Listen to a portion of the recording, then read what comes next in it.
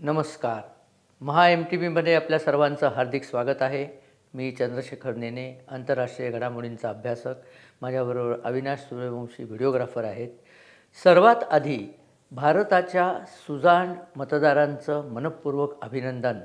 त्यांनी 3 मोठ्या राज्यांमध्ये भाजपला, भारतीय जनता पक्षाला निर्णायक बहुमत मिळवून दिलं. त्यामुळे आता असं म्हणायला हरकत नाही की 2024च्या निवडणुकांचा, लोकसभा निवडणुकांचा विजयाचा मार्ग प्रशस्त झाला आहे. भाजपचा विजय देशामध्ये तिसऱ्यांदा पुन्हा होणं हे अतिशय आवश्यक आहे. कारण आजच्या घडीला तरी सगळ्या देशाचा विचार करणारी आणि मुख्य म्हणजे राष्ट्रवादी पार्टी, राष्ट्रवादी म्हणजे पवारांची राष्ट्रवादी नव्हे, ती नावाची राष्ट्रवादी आहे. राष्ट्रवाद ही जी संकल्पना आहे म्हणजे माझं राष्ट्र हे सर्वोपरी आहे, राष्ट्र सर्वोपरी, बाकी सगळ्या गोष्टी दुय्यम आहेत. माझ्या राष्ट्राची प्रगती, माझ्या राष्ट्रातल्या लोकांचं कल्याण हे माझं पहिलं कर्तव्य असलं पाहिजे, असा विचार करणारी आजच्या जगात भारतामधली भाजप ही एकमेव पार्टी आहे. आणि त्या पार्टीचा शिक्का भारतात अनेक नीट उमटत चालला आहे. ही एक फार चांगली अभिमानाची गोष्ट आहे. बरं, याच्यामध्ये असं नाही की राष्ट्रवादी म्हणजे कुठल्या प्रांताचे आहेत वगैरे, असं नाही. कालच आपण पाहिलं पंतप्रधान नरेंद्र मोदींनी मालवणला येऊन सिंधुदुर्गावरती जो नौदल दिवस होता कालचा, त्याचा सोहळा जो केला, त्या सोहळ्यामध्ये छत्रपती शिवाजी महाराजांचं गुणगान त्यांनी केलेलं आहे. त्यात काही विशेष नाही. छत्रपती शिवाजी महाराजांचं गुणगान हे प्रत्येक भारतीय करतोच, पण पंतप्रधानांनी तिथे येऊन करणं याला फार मोठं महत्त्व आहे. आणि आपण जर आधीचं पाहिलं तर आधीच्या कुठल्याही मुख्यमंत्र्यांनी हा उद्योग केला नव्हता. त्यांना शिवाजी फक्त मतांपुरता पाहिजे असतात, परंतु प्रत्यक्ष काही कामगिरी करायची वेळ आली तर ते पाय आखडता घेतात. नौदलाच्या सूचिन्हामध्ये त्यांनी छत्रपती शिवाजी महाराजांची अष्टकोनी मुद्रासुद्धा आणण्याचं सांगितलं आहे. तसंच नौदलातल्या अधिकाऱ्यांच्या ज्या पोस्टिंग्ज आहेत, त्यांच्या जे बिरुदं आहेत, त्यांच्या ज्या पदव्या आहेत, त्यांची जी टायटल्स आहेत, तीसुद्धा शिवकालीन टायटल देण्याचं पंतप्रधानांनी सुतोवाच केलेलं आहे. हे सगळे जे घटना आहेत त्या राष्ट्रवादाला पुढे नेणाऱ्या घटना आहेत. आणि जे पण आपल्याला येऊन सांगतात की राष्ट्रवाद गेलेला आहे, राष्ट्रवाद केला नाही पाहिजे, सगळं जग एक राष्ट्र आहे वगैरे, ते सगळं सांगण्याचं सुद्धा ठीक आहे. ही सगळी डाव्या लोकांची मनोवृत्ती होती आणि ती मनोवृत्ती त्यांच्यामध्ये रशियानी जोपासली होती की तुमचा राष्ट्रवाद कमजोर करायचा, कम्युनिझमचा वाढवायचा. आणि कम्युनिझम म्हणजे साम्यवाद म्हणजे रशियन राष्ट्रवाद होता, त्यामुळे रशियन राष्ट्रवाद तुमच्यावरती आरोपित करायचं ही त्यांची पूर्वीची प्रथा होती. ती आता मोडून पडली, त्यांचा पक्ष मोडला, सगळं मोडलं. भारतातले तर कम्युनिस्ट हे नगण्य पक्ष झालेले आहेत. पण इथे मला आपलं लक्ष वेधायचं आहे की नुसतं भारत नाही, 2014 साली मोदींचा उदय झाला, त्यानंतर भारतात राष्ट्रवाद प्रमोट करणारी कट्टर राष्ट्रवादी सरकारं आली. त्याचा परिणाम आता भारतामध्ये जवळजवळ 1/5 लोकसंख्या आहे जगाची. त्याचा परिणाम जागतिक घडामोडींवर न झाला तरच नवल. आणि तो परिणाम आता असा होत चालला आहे की जगातलं प्रत्येक राष्ट्र हे राष्ट्रवादाची कास धरताना आपल्याला दिसतं आहे. गेल्या व्हिडिओमध्ये मी आपल्याला हॉलंडच्या फिल्डर्स हा जो नवीन नेता निवडून आलेला आहे, सर्वाधिक मतं ज्याला पडलेली आहेत, तो कट्टर राष्ट्रवादी नेता आहे. तसंच इटालीमध्ये जॉर्जिओ मेलोनी ही जी नेत्री निवडून आलेली आहे ती कट्टर राष्ट्रवादी आहे. तसंच आपण पाहिलं तर फ्रान्समध्ये मॅक्रॉन तर राष्ट्रवादी आहेतच, पण त्यांच्याहून जास्त राष्ट्रवादी मरी ल पेन ही आता कदाचित पुढच्या निवडणुकीत निवडून येईल असं दिसतं आहे. युरोपमधल्या अनेक देशांमध्ये जिथे लिबरल लोक, लेफ्ट आणि लिबरल यांचं प्राधान्य आणि प्रामुख्य होतं, तिथे सगळीकडे राष्ट्रवादाचा उदय होताना आपल्याला दिसतो. आणि या राष्ट्रवादाच्या उदयाला दुसरी एक बाजू अशी आहे की रॅडिकल मुस्लिम म्हणजे मूलतत्ववादी इस्लामी तत्त्व आणि दहशतवाद या लोकांनी या सगळ्या देशांमध्ये आता जगणं कठीण करून सोडलं आहे. आजचीच बातमी आहे, आयफेल टॉवर बघायला एक जर्मन टुरिस्ट गेला होता. तो जर्मन टुरिस्ट म्हणजे जर्मनीमध्ये मेल नर्स ज्याला म्हणतात, म्हणजे शुश्रूषा करणारा पण पुरुष असा, आणि त्याच्याबरोबर त्याचे काही मित्र बहुतेक होते. आयफेल टॉवरमध्ये फिरत असताना एका 26 वर्षाच्या माथेफिरू मुलांनी त्याला चाकू मारून त्याचा खून केला आणि त्याच्याबरोबरच्या लोकांना गंभीर जखमी केलेलं आहे. आणि हे करताना तो अल्लाहू अकबर ओरडत होता. त्याला पकडलं की तू असं का केलं, तर तो म्हणला की अफगाणिस्तान आणि फिलिस्तीनमध्ये मुसलमानांचं शिरकाण चालू आहे, त्याचा निषेध म्हणून मी असं केलं. आता हा जर्मनीतला मेल नर्स वयस्क होता, यांनी काय अफगाणिस्तानात माणूस मारलं आहे किंवा यांनी काय कुठे केलं आहे, परंतु इस्लामी मूलतत्ववादाची शिकवणच अशी आहे की इस्लामच्या विरुद्ध ते सगळे मरण्यालाच काबिल. त्यांना म्हणजे ज्यांना वाजिबे कत्ल असं म्हणतात, म्हणजे त्यांना मारलं तर पाप लागत नाही, अशा प्रकारची लोकं, अशी शिकवण यांना लहानपणापासून. बरं, याचा बाप रेफ्युजी म्हणून इथे आलेला आहे. मला वाटतं सिरियातनं का कुठनं तरी तो रेफ्युजी म्हणून फ्रान्समध्ये आलेला आहे आणि त्याच्या मुलाने हे असं कृत्य केलं. म्हणजे यांना तुम्ही शरणार्थी म्हणून जरी आणलं, भारतात काय कमी आहे का? रोहिंगे, बांगलादेशी, ही सगळी जी पिलावळ आपण पोसतोय, शरणार्थी म्हणून ते येतात आणि नंतर आपल्या इथे मूलतत्ववादी कारवाया करतात. 26/11 मूलतत्ववादी कारवाई जी पाकिस्तानातनं आलेल्या अजमल कसाब आणि त्याच्या टोळीने केली, त्यांचा जो मास्टर माइंड होता साजिद मीर, त्याचा काल पाकिस्तानात खून झालेला आहे. त्याला औषधोपचार करता, तो तुरुंगात होता, त्याला औषधोपचाराकरता हॉस्पिटलात नेलं. तिथे त्याला कोणीतरी विष घातलं आणि तो त्याच्या 72 हुरांच्या कळपात जाऊन पडलेला आहे. हे सगळं दर्शवतं की सगळे देश आता राष्ट्रवादाकडे झुकत चाललेले आहेत आणि बाकीचे जे देश सगळे होते की आम्ही सगळे सर्व बंधू आहोत, आम्हाला सगळीकडनं शरणार्थी हवे, हेच सगळे इटाली, स्पेन, जर्मनी, फ्रान्स या सगळ्या देशांनी बोलवून हे इस्लामी दहशतवादी आणलेले आहेत की आम्हाला ही लोकं हवी आहेत. इंग्लंडमध्ये तर केवढा मोठा प्रॉब्लेम झालेला आहे. हे कसं कळलं? याचं एक निदर्शक म्हणजे हमास आणि इस्रायलचं जे युद्ध चालू आहे, त्या युद्धाकरता जी प्रो हमास रॅलीज निघत आहेत. लक्षात ठेवा, प्रो फिलिस्तीन नाही, प्रो हमास रॅलीज आहेत. हमासनी काय केलं हे सगळ्यांना माहिती आहे. सगळ्यांनी त्याचे व्हिडिओज पाहिलेले आहेत की लहान मुलांनासुद्धा जे भट्टीत जाळून मारतात, त्यांच्या बाजूनी म्हणून यांनी मोठे मोठे लाखाचे मोर्चे काढले.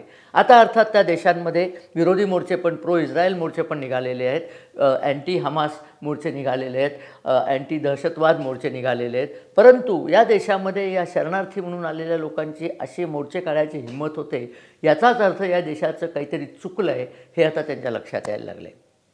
आणि ते दुरुस्त करण्याकरता कट्टर राष्ट्रवादी किंवा ज्याला ट्रॅडिशनली उजवे म्हणतात, डावे आणि उजवे, डावे म्हणजे लिबरल, लेफ्ट लिबरल, आणि उजवे, या लोकांचे नेते हळूहळू पुढे येत आहेत. आणि कदाचित पुढे ज्या ज्या सार्वत्रिक निवडणुका होतील त्या सगळीकडे तुम्हाला दिसेल की राष्ट्रवादाचा प्रभाव हा शिगेला पोचलेला आहे. ही सुरुवात जशी 2014 साली भारतामध्ये झाली, तशीच याचा कळससुद्धा 2024मध्ये भारताकडनंच होईल.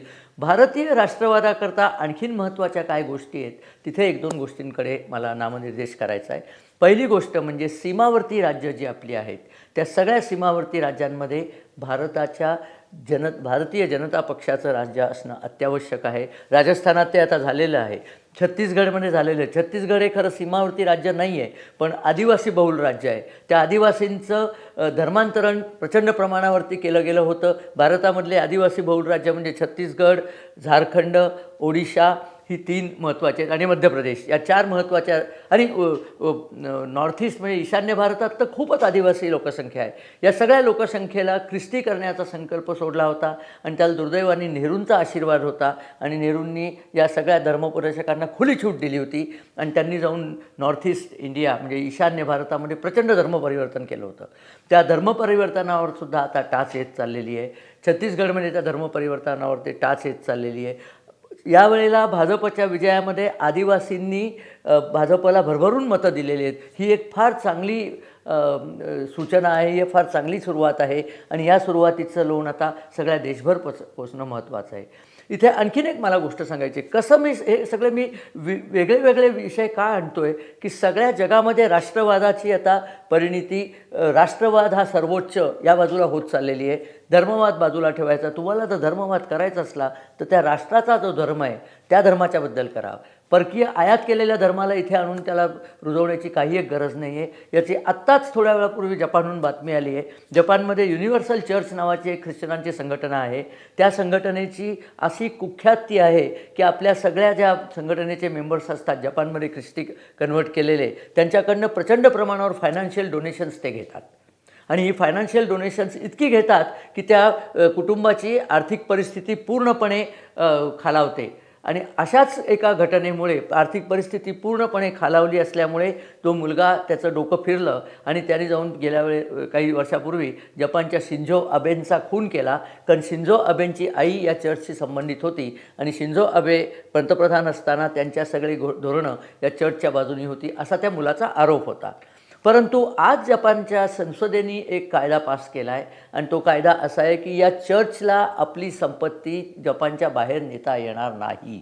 त्याचं कारण असं आहे की या चर्चवरती जे लोकांची आर्थिक दुर्दशा करण्याचे, त्यांच्या फॉलोअर्सची आर्थिक दुर्दशा करण्याचे जे आरोप आहेत, त्या आरोपाला आता उत्तर देताना चर्च म्हणलं आम्ही त्यांची भरपाई करून देऊ. पण जपानला अशी बातमी लागली की हे चर्च आपले सगळे फंड बाहेर पाठवतील आणि आम्ही करून देऊ, पण आमच्याकडे पैसे नाही म्हणून हात वर करतील, म्हणून त्यांचे फंड ट्रान्सफर करायला जपानने बंदी केली आहे. इथे मला आपल्याला सुद्धा सांगायचं आहे, भारतामध्ये सर्वात जास्त भूमी कोणाकडे आहे? सर्वात जास्त भूमी चर्चकडे आहे, त्याच्याहून खालोखाल भूमी वक्फकडे आहे. या दोन्ही संस्थांकडे प्रचंड प्रमाणावर पैसा आहे.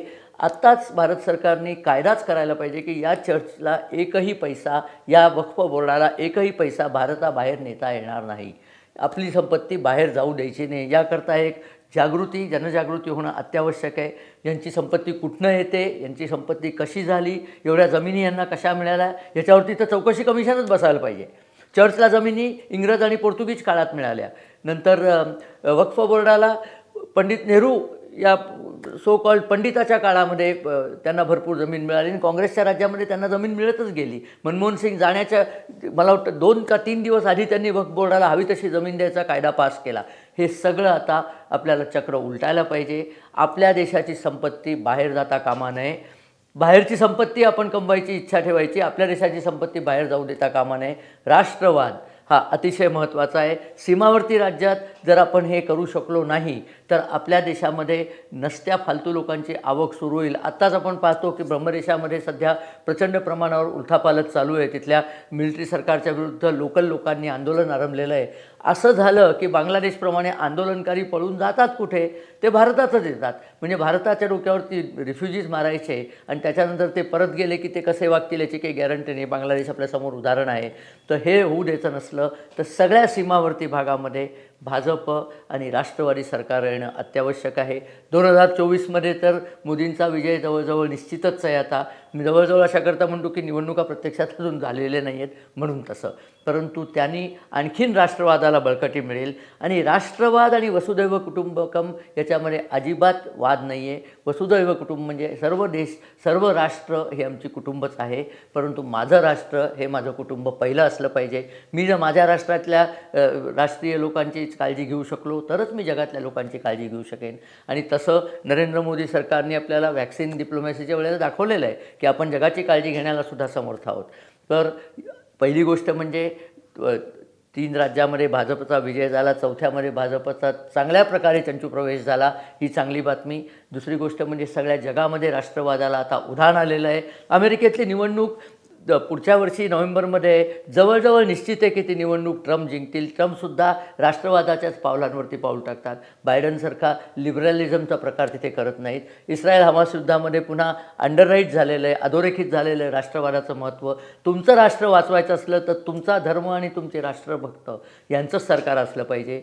या बाकी सगळ्या ज्या इंडिया नावाचं जे सगळं कडबोळं बनवलं आहे ना, ज्यांच्यामध्ये एकालाही देशाशी काही घेणं देणं नाही आहे, या लोकांना सरकारमधनं अजिबात हकलून दिलं पाहिजे. यांची कुठेही जागा नाही. पुन्हा एकदा भारतीय सुजाण मतदारांचे मनोमन आभार आणि नवीन सरकार जी येत आहेत त्यांना शुभेच्छा की सगळी राष्ट्रवादी पावलं अतिशय दमदारपणे त्यांनी घ्यावीत. हा जर व्हिडिओ आपल्याला आवडला तर आपण आपल्या मित्रपरिवाराबरोबर शेअर करा, आमच्या चॅनलला सबस्क्राईब करा.